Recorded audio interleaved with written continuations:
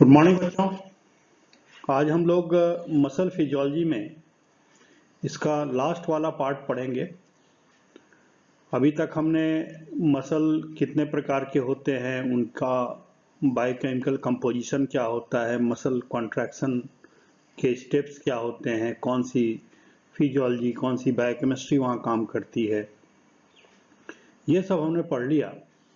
अब हम जो पेशी संकुचन है उसके कुछ जो बचे हुए टर्म्स है वो पढ़ेंगे। लेकिन ये जो ग्राफ मैंने ऊपर वाली स्लाइड पे लगाया है, इसको पहले समझ लें कि बेसिकली ये ग्राफ है क्या। ये ग्राफ है जो एक्शन पोटेंशियल का जो जनरेशन होता है, कि जैसे ही मान लीजिए कोई स्टिमुलस आया, कोई उद्दीपन आया, ठीक है, जो मोटर नर्व्स है, तो सबसे पहले तो स्टिमुलस, कोई भी स्टिमुलस आएगा तो ऐसा नहीं होगा कि किसी भी स्टिमुलस पर ये एक्साइट हो जाएगा। स्टिमुलस का इतना एक स्ट्रेंथ होना चाहिए। जैसे कि मान लीजिए कि हवा हमारे शरीर को टच करती है, लेकिन कई बार हमें फील नहीं होता, लेकिन जब तेज हवा चलती है तब तो हमें लगता है कि हवा तेज चल रही है।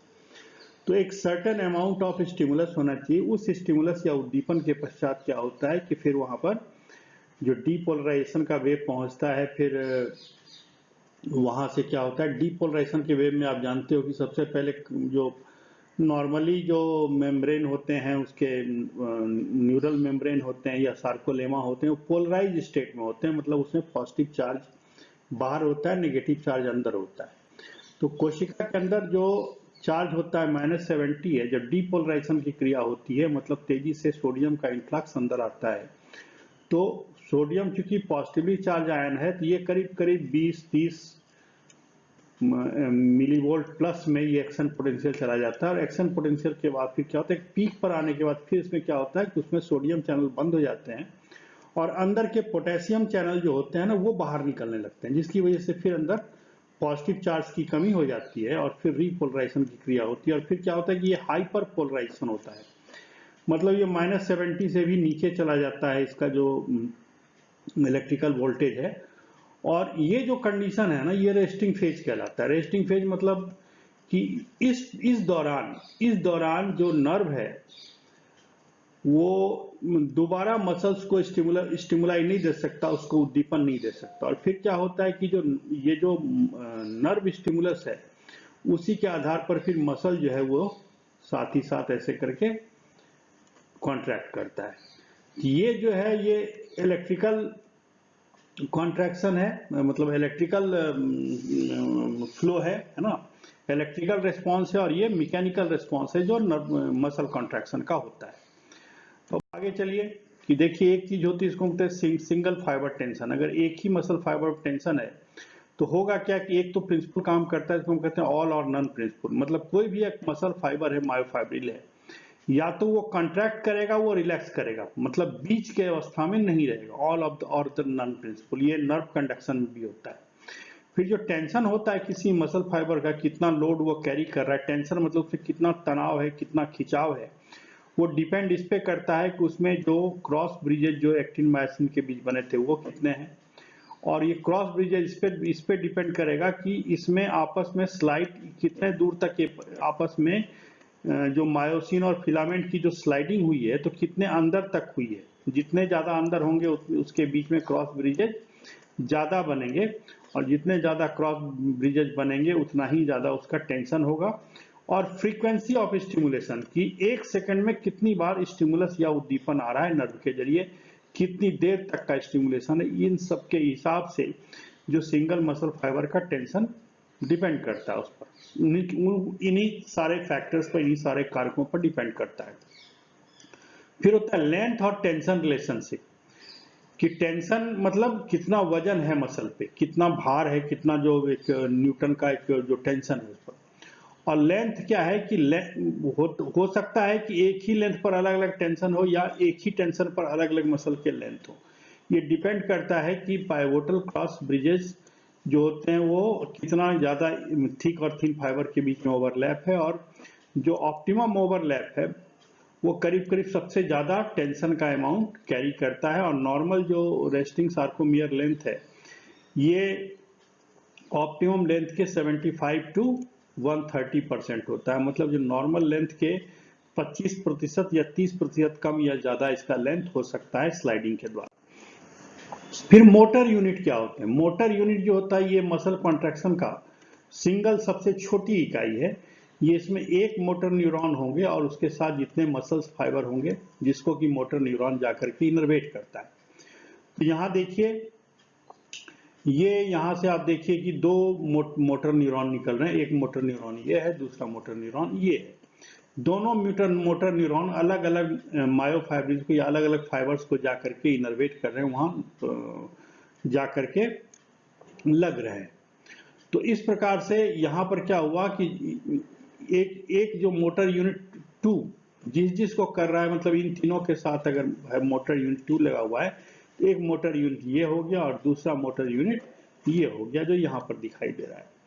जितने फाइबर इनर्वेट होते हैं सिंगल न्यूरॉन के जरिए, ये आप समझिए कि बहुत कम, मतलब 5-10 से लेकर के 1000 तक हो सकते हैं।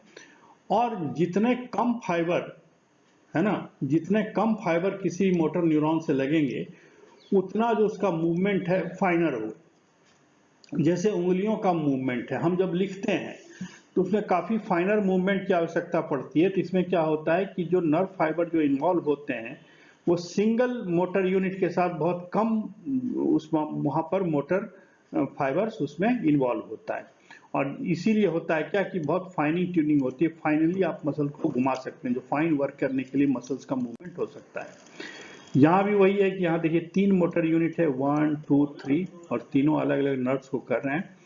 तो अगर एक सिंगल न्यूरॉन जो है कम मसल फाइबर को कर रहा है तो उसके मूवमेंट को वो ज्यादा फाइन, मतलब सूक्ष्मता से उसको मैनिपुलेट कर पाएगा। दूसरी बात, मसल जो है प्लास्टिक की तरह होता है। प्लास्टिक मतलब उसमें क्या होता है कि एक लेवल के बाद उसमें इलास्टिसिटी नहीं होती, लेकिन होता क्या है कि मसल जो है अडेप्ट करता है, अनुकूलित होता है हैबिचुअल लेवल पर, फिजिकल एक्टिविटी के हिसाब से।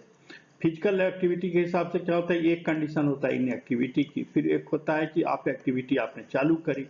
तो एक्टिविटी जो चालू करी तो 2 प्रकार के एक्सरसाइजेज लोग करते हैं। एक तो इंड्योरिंग स्ट्रेंथ, जैसे वेट उठा रहे हैं तो आप इंड्योर कर रहे हैं, इंड्योरिंग स्ट्रेंथ है ना, इंड्योरिंग स्ट्रेंथ की ट्रेनिंग है। दूसरा सॉरी ये मैं गलत बोल गया, ये इंड्योरिंग स्ट्रेंथ है कि कितनी देर तक किसी एक पर्टिकुलर एक्टिविटी को आप करते रह सकते हो। जैसे ये दौड़ने की क्रिया है, शुरू में आदमी 100 मीटर दौड़ेगा तो वो हांफने लग जाएगा, ठीक है ना, लेकिन क्या होता है धीरे धीरे उसके जो हांफने की जो क्रिया है वो जैसे जैसे प्रैक्टिस करता रहता है वो हांफने की क्रिया कम हो जाती है और वो मतलब ज्यादा दूर तक दौड़ने की क्षमता रखता है। तो ये इंड्योर करता है, मतलब बर्दाश्त करने की। दूसरा जो स्ट्रेंथ है उसमें ये है जो डंबल उठाते हैं या जो बुल वर्कर्स एक्सरसाइज करते हैं, वहाँ क्या है कि एक पर्टिकुलर मसल्स को वो ज्यादा टेंशन देते हैं, ज्यादा उसमें स्ट्रेंथ पैदा करते हैं मसल्स को, वजन उठा करके या क्या कहते हैं जो भारोत्तोलन वगैरह जो करते हैं ना, वेट लिफ्टिंग वगैरह करते हैं या डंबल करते हैं या बुल वर्कर का काम करते हैं, तो ये मसल स्ट्रेंथ वाला होता है। उसमें जब इंक्रीज्ड मसल्स यूज होता है तो ये दोनों चीजें होती हैं। और जो डिक्रीज मसल का यूज नहीं करेंगे तो क्या होगा कि मसल धीरे धीरे उसमें डीनर्वेशन हो जाता है, उसमें स्पेस कम हो जाता है और फिर क्या होता है कि मसल का डिस्ट्रॉफी होने लग जाता है। और जो मसल कॉन्ट्रैक्शन है ये 2 प्रकार के हो सकते हैं, एक आइसोटोनिक होता है, दूसरा आइसोमेट्रिक। आइसो मतलब समान, टॉनिक मतलब टेंशन, कि अगर मान लीजिए 2 किलो का वजन है, 2 ही किलो का वजन आप उठा रहे हैं, जैसे ये मान लीजिए डंबल कर रहा है, तो डंबल कर रहा है तो इसमें डंबल का वजन बदल नहीं रहा है, इसलिए मसल पर जो ताकत पड़ रही है, स्ट्रेंथ पड़ रहा है, टेंशन पड़ रहा है वो बराबर है। लेकिन हो क्या रहा है कि चूंकि ये हाथ ऊपर नीचे कर रहा है तो इसमें क्या हुआ था, यहाँ मसल्स का लेंथ ज्यादा है, यहाँ मसल का लेंथ कम है। जहां मसल्स का लेंथ कॉन्ट्रैक्ट करता है तो इसको हम कंसेंट्रिक कहेंगे, और जब जहां मसल रिलैक्स कर रहा है उसको हम एक्सेंट्रिक कहेंगे। तो ये जो है इस प्रकार का जो है दिस इज आइसोटोनिक, मतलब टॉनिक मतलब टेंशन। इस सिमिलर टेंशन पर जो अगर मसल का लेंथ जो है उसका स्ट्रेंथ अलग अलग है तो ये आइसोटोनिक कहलाएगा। लेकिन आइसोमेट्रिक में क्या होता है कि उसमें मसल्स जो है ना उसका लेंथ बढ़ता घटता नहीं है। जैसे कि मान लीजिए कि आदमी ने इस पोजीशन पर डंबल को रखा हुआ है, अब इसमें क्या कर रहा है कि मसल की लेंथ बढ़ घट नहीं रही है, लेकिन इस वेट की वजह से जो मसल पर टेंशन आ रहा है, तो अब इस पर टेंशन मान लीजिए बढ़ा भी दीजिए, लेकिन अब ये है कि 2 के बजाय आप 3 किलो कर दो, 4 किलो कर दो, लेकिन अगर ये हाथ को इसी पोजीशन पे इसने रखा है, ऑब्वियस सी बात है कि उस कंडीशन में मसल का लेंथ चेंज नहीं होगा, टेंशन जो है, वजन जो है उस पर बढ़ घट सकता है। तो जहां मसल का लेंथ नहीं बढ़े घटे उसको हम आइसोमेट्रिक कहेंगे, और जहां लेंथ बढ़े घटे लेकिन उसका जो टेंशन है, जितना वजन वो मसल, जितने मसल या जितने न्यूटन का भार उस मसल पर पड़ रहा है वो अगर बराबर हो तो उसको हम आइसोटोनिक कहेंगे। तो ये देखिए आइसोटोनिक में क्या हो रहा है कि इसमें 2 किलो का वजन है, 2 ही किलो का वजन उठा रहा है ये, है ना, 2 किलो का वजन है एक मसल्स के द्वारा, तो इसमें ये 2 किलो का 2 किलो ही है, तो इसका मतलब ये आइसोटोनिक हुआ, है ना। इसमें देखिए कि यहां से इसने वजन उठाना शुरू किया, पीक टेंशन इसका यहाँ 2 किलो पर है, और ये है, फिर जब उसने वजन नीचे रख दिया तो पीक टेंशन कम हो गया। इससे मसल का जो लेंथ है वो देखिए, ये अगर 100 माइक्रोन था, है ना, 100 माइक्रोन था, तो ये घट करके कितना हो गया, 70 माइक्रोन हो गया। तो यहाँ मसल्स का लेंथ जो है कम ज्यादा हो रहा है, और ठीक है, और इसीलिए इसको हम कहेंगे आइसोटोनिक, मतलब मसल का जो लेंथ है वो कम हो रहा है। तो इसका मतलब कि मसल्स के लेंथ में चेंज हो रहा है, लेकिन जो 2 किलो का 2 किलो वजन था वो समान रह रहा है, इसको हम कहेंगे आइसोटोनिक। आइसोमेट्रिक में क्या होगा कि देखिए यहाँ जो मसल्स का लेंथ है ये बराबर है, और पीक लेंथ जो है, पहले इसने 2 किलो उठाया, फिर 4 किलो उठाया, है ना, और पीक लेंथ हमने 2 किलो से उठाना शुरू किया, 4 किलो तक ले गया। तो आप देखिए कि इसका जो टेंशन है तो ये चेंज हो रहा है, लेकिन जो मसल्स का लेंथ है वो पिछली बार की तरह नीचे नहीं गया, है ना।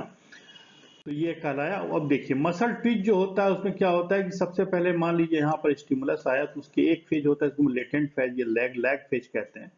फिर यहाँ से मसल कॉन्ट्रैक्ट कर रहा है तो इसको हम कंट्रैक्शन फेज कहेंगे, फिर जब रिलैक्स करता है तो इसको हम रिलैक्सेशन फेज कहेंगे। तो बेसिकली मसल कंट्रैक्शन किसी भी स्टिमुलस के रिस्पॉन्स में जो होता है उसको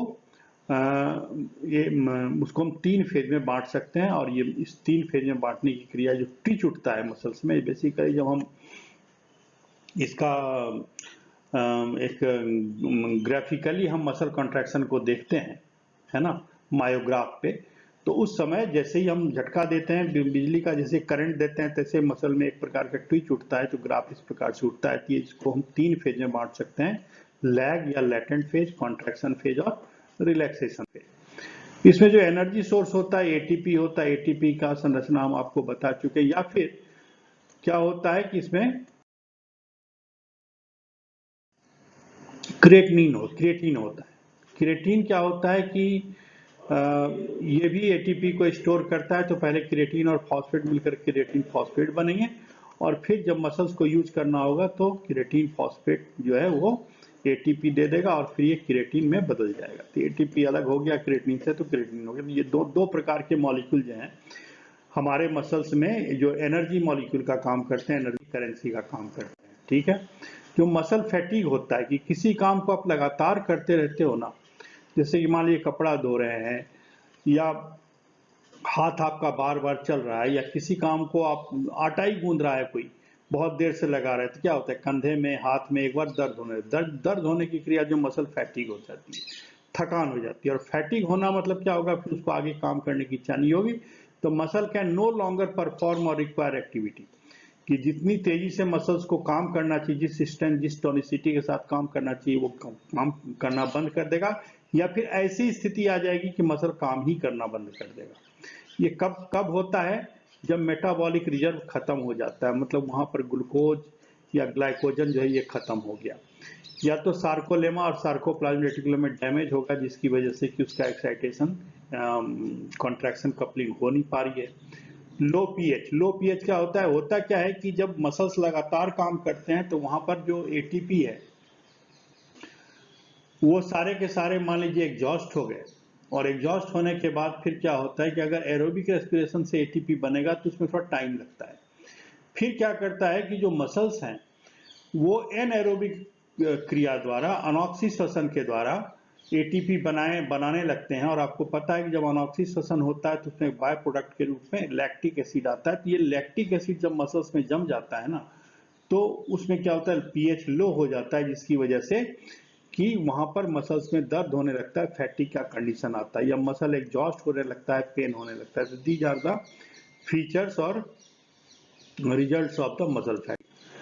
ठीक है, फैटिक हुआ, उसके बाद ये इसमें जो परफॉर्मेंस की एक्टिविटी है वो कमजोर पड़ जाती है। जैसे मैंने बताया, ये डिपेंड करता है आदमी के इमोशनल स्टेट पे, एटीपी कितना डिप्लीट हो रहा है वो, और दूसरा जो न्यूरोमस्कुलर जंक्शन है वहां पर मान लीजिए एसिटाइल कोलिन ही नहीं है, तो उस कंडीशन में सिनेप्टिक डेफिशिएंसी की वजह से, सिनेप्टिक मेलफंक्शन की वजह से भी ऐसा फैटिक का कंडीशन आ सकता है। और ये कई प्रकार की कुछ ऑटो इम्यून डिजीज होते हैं जो इस हार्मोन से रिलेटेड होते हैं, लेकिन इसकी चर्चा यहाँ अभिष्ट नहीं है, तो हम आगे बढ़ रहे हैं। फिर दो प्रकार के मसल्स फाइबर होते हैं, तो स्लो फाइबर्स होता है, फास्ट फाइबर। स्लो ट्विच वाला जो होता है हाई ऑक्सीडेटिव होता है, मतलब वहां पर खूब सारे माइटोकॉन्ड्रिया होंगे। ये फैटिक रेजिस्टेंट होता है, फैटिक को बर्दाश्त करता है, और क्या होता है कि स्मॉलर होते हैं डायमीटर में, ये ज्यादा धीरे धीरे कॉन्ट्रैक्ट करते हैं, इसमें ब्लड का सप्लाई बेटर होता है। हाई ऑक्सीडेटिव मतलब क्या होता है कि ये क्या कहते हैं, एरोबिक रेस्पिरेशन के द्वारा ज्यादा से ज्यादा एटीपी जनरेट करके और अपने जो फैटिक रेजिस्टेंस होता है, फैटिक को बर्दाश्त करने की क्षमता रखते हैं। तो ये कहलाता है स्लो ट्विच। दूसरा जो हाई फास्ट ट्विच होता है, उसमें क्या होता है, लो ऑक्सीडेटिव, क्योंकि अब एनारोबिक रेस्पिरेशन से ही इसको एटीपी मिल सकती है। एरोबिक रेस्पिरेशन से अगर ये एटीपी लेना चाहेगा तो उतनी मात्रा में ये सप्लाई नहीं हो पाता, क्योंकि जो एरोबिक रेस्पिरेशन है उसमें टाइम लगता है। लेकिन फिर भी होता क्या है, ये तेजी से, सबसे तेजी से रिस्पॉन्ड करने वाले मसल हैं, और इसमें मायोसिन जो होता है ये क्या करता है कि एटीपी को बहुत तेजी से ब्रेक करता है, इसलिए एटीपी की सप्लाई कम पड़ जाती है। और इसीलिए क्या कहते हैं कि इसमें अक्सर एन एरोबिक रूट से फिर एटीपी की सप्लाई चालू हो जाती है, इसमें ब्लड का सप्लाई कम होता है, और ये मसल जल्दी थकते हैं। लेकिन अब है क्या कि कहाँ हमारे फास्ट ट्विच मसल हैं, कहाँ स्लो ट्विच मसल है, तो इसके बारे में ये जान लीजिए कि हमारे शरीर में ज्यादातर जो मसल्स हैं उसमें दोनों प्रकार के, फास्ट ट्विच और लो ट्विच दोनों प्रकार के मसल्स पाए जाते हैं। लेकिन खासतौर से जो हमारे ऑटोनॉमिक नर्वस सिस्टम वाले मसल होते हैं अक्सर वो स्लो ट्विच ही होते हैं, या कार्डियक मसल है उसको आप मान के चलिए स्लो ट्विच ही होता है। जो फास्ट ट्विच मसल्स हैं, जो एक्टिवली काम करने वाले, जैसे जांघ की, कंधे की, गर्दन की जो पेशियां हैं, ये पेशियां अक्सर फास्ट ट्विच होती हैं, जबकि जो ऑटोनॉमिक नर्वस सिस्टम के साथ काम करने वाले जैसे स्मूथ मसल से, कार्डियक मसल से, वहां की पेशियां अक्सर स्लो ट्विच होती हैं। ज्यादा आप एक्सरसाइज करते हैं तो मसल की हाइपरट्रॉफी हो जाती है, मतलब मसल का साइज बढ़ जाता है। जब आप एक्सरसाइज नहीं करते तो मसल में एट्रॉफी हो जाती है, मतलब मसल में क्षरण होने लगता है। मसल फैटिक, मान लीजिए कि अगर मसल को लगातार स्टिमुलाई मिले तो आइसोमेट्रिक टेंशन से मसल से एक बार कॉन्ट्रैक्ट किया, दो बार कॉन्ट्रैक्ट किया, तीन बार कॉन्ट्रैक्ट किया, तो ये क्या होता है, लगातार कॉन्ट्रैक्शन होते होते क्या होता है कि एक स्टेज के बाद फिर क्या होता है कि जो नर्व स्टिमुलाई से जो तंत्रिका उद्दीपन के प्रति रेस्पॉन्ड करना ये बंद कर देता है, एक फैटिक का कंडीशन आ जाता है। और ये फैटिक का कंडीशन जब आता है तो क्या होता है कि मसल जो है ये तो कॉन्ट्रैक्टेड अवस्था में बहुत ज्यादा देर तक रहता है, या फिर या तो कॉन्ट्रैक्टेड अवस्था में ज्यादा देर तक रहेगा, या फिर ये कॉन्ट्रैक्ट करेगा ही नहीं, है ना। मतलब कॉन्ट्रैक्ट यहां तक करना चाहिए, कॉन्ट्रैक्ट करेगा ही नहीं। जब बहुत देर तक कॉन्ट्रैक्शन की स्थिति कुछ इस अवस्था में बनी रह जाती है, मतलब ये मसल्स जो होते हैं वो क्या करते हैं, उसमें टाइटनिंग हो जाती है, एक कन्वल्सिव रेस्पॉन्स की वजह से एक ऐंठन सी हो जाती है, मतलब परमानेंट कॉन्ट्रैक्शन के फेज में, यानी कि जो फेज ऑफ कॉन्ट्रैक्शन है बहुत लंबा हो जाता है, तो उस कंडीशन में को हम कहते हैं टिटनस। ये क्यों होता है हम अभी डिस्कस करेंगे। मसल हाइपरट्रॉफी मतलब मसल्स ज्यादा एक्सरसाइज कर रहा है, देखिए बंदे के मसल्स बन रहे हैं, मसल फाइबर का डायमीटर बढ़ जाता है, मायोफाइब्रिल्स की संख्या बढ़ जाती है, उसमें माइटोकॉन्ड्रिया और ग्लाइकोजन रिजर्व भी बढ़ जाते हैं जब व्यक्ति मसल ट्रेनिंग करता है। लेकिन हमने आपको बताया कि बेसिकली ये स्ट्रेंथ ट्रेनिंग है, इंड्योरेंस ट्रेनिंग है। इंड्योरेंस ट्रेनिंग मतलब आदमी दौड़ता है, भागता है, या फास्ट वॉक करता है। मसल एट्रोफी, उसे मसल साइज रिड्यूस हो जाएगा जब आदमी इनएक्टिविटी में रहेगा, कोई एक्सरसाइज कुछ काम धाम करेगा ही नहीं। जो ग्रोथ हार्मोन है, टेस्टोस्टेरोन है, थायराइड हार्मोन है और एपिनेफ्रिन है, ये सारे के सारे हार्मोन जो हैं ये मसल्स के ग्रोथ और हाइपरट्रॉफी में मदद करते हैं। फिर मसल टोन, जो टाइटनेस होता है कि कुछ फाइबर्स हमेशा ही कॉन्ट्रैक्टेड कंडीशन में अगर रहने लगे तो उसको हम कहते हैं मसल टोनस, है ना। और ये उसी का एक उदाहरण है टिटैनिक, एक सिंपल ट्विच हुआ लेकिन वेव ऑफ स्टिमुलेशन लगातार है तो इस प्रकार का आएगा का कॉन्ट्रैक्शन वेव बनेगा, और उसमें और तेजी से आने लगे तो इस प्रकार का कॉन्ट्रैक्शन वेव बनेगा, और लगातार इस प्रकार के स्टिमुलस आए तो ये कॉन्ट्रैक्शन वेव जो है ये घटेगा ही नहीं। जो फेज ऑफ कॉन्ट्रैक्शन है ये बहुत लंबे टाइम तक फैल जाएगा। और जो सस्टेन्ड कॉन्ट्रैक्शन है, जो टाइटनेस स्टिफनिंग ऑफ जो मसल जो हो जाती है, ये टिटनस का लक्षण है। और इसके लिए होता क्या है कि क्लोस्ट्रीडियम टाइटेनी करके एक बैक्टीरिया होता है जो जाता है और जा करके उन न्यूरॉन्स में जाकर के को प्रभावित करता है जो न्यूरॉन्स बेसिकली जो नर्व फाइबर है या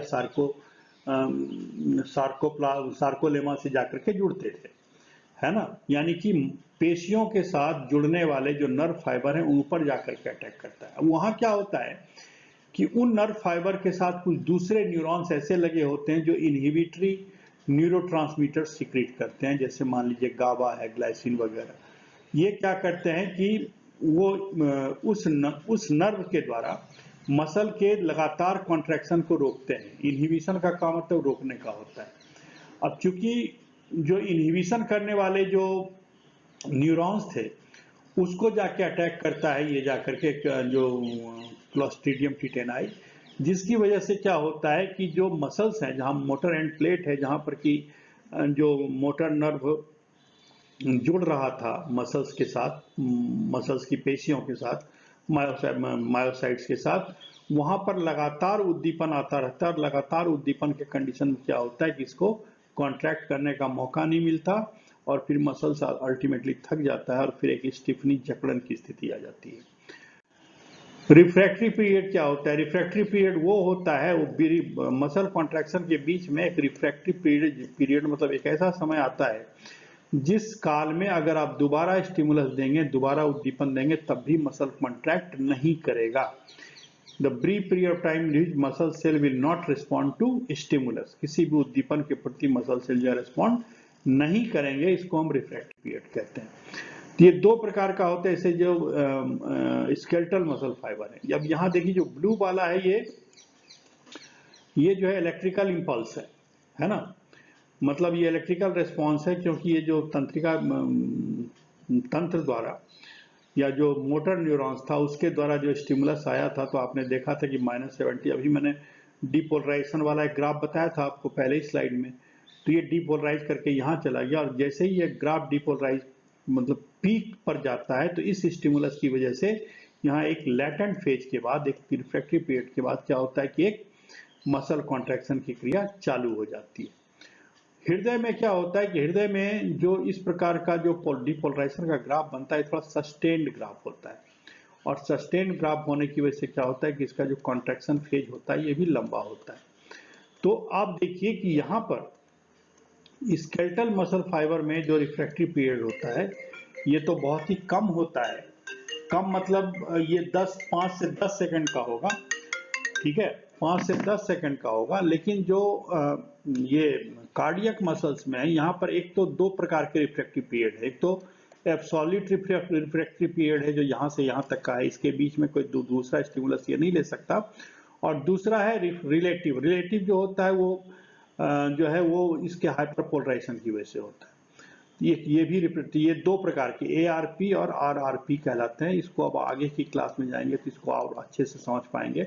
ये कहलाता है रिफ्रैक्टिव पीरियड। और ये आपको ध्यान देने वाली बात ये है कि इसमें अगर क्विज का सवाल आ जाए कि किसका रिफ्रैक्टिव पीरियड ज्यादा होता है, कार्डियक मसल का या स्केलेटल मसल्स का, तो आपको ध्यान रखना है कि कार्डियक स्केलेटल मसल्स का यानी कंकाल पेशियों का जो रिफ्रैक्टरी पीरियड है ये करीब करीब 5 से 10 मिलीसेकंड का होता है, जबकि जो कार्डियक मसल हृदय पेशियां होती हैं वहां रिफ्रैक्टिव पीरियड करीब करीब 200 से लेकर के 300 मिलीसेकंड तक का होता है। तो ये इसलिए भी होता है कि जो वेंट्रिकल्स है उसको सफिशिएंट टाइम मिल सके अपने कंटेंट को खाली करने का, क्योंकि एक चैम्बर से ब्लड जाता है दूसरे चैम्बर में, तो पहला चैम्बर खाली होना चाहिए। तो ये जब तक सस्टेन्ड कॉन्ट्रैक्शन नहीं होगा, जल्दी जल्दी कॉन्ट्रैक्शन हो जाएगा, तो जो वेंट्रिकल है पूरा ब्लड अपना खाली नहीं कर पाएगा नेक्स्ट कार्डियक कॉन्ट्रैक्शन के पहले। इसलिए इसका जो कॉन्ट्रैक्शन पैटर्न होता है हार्ट का वो थोड़ा सा अलग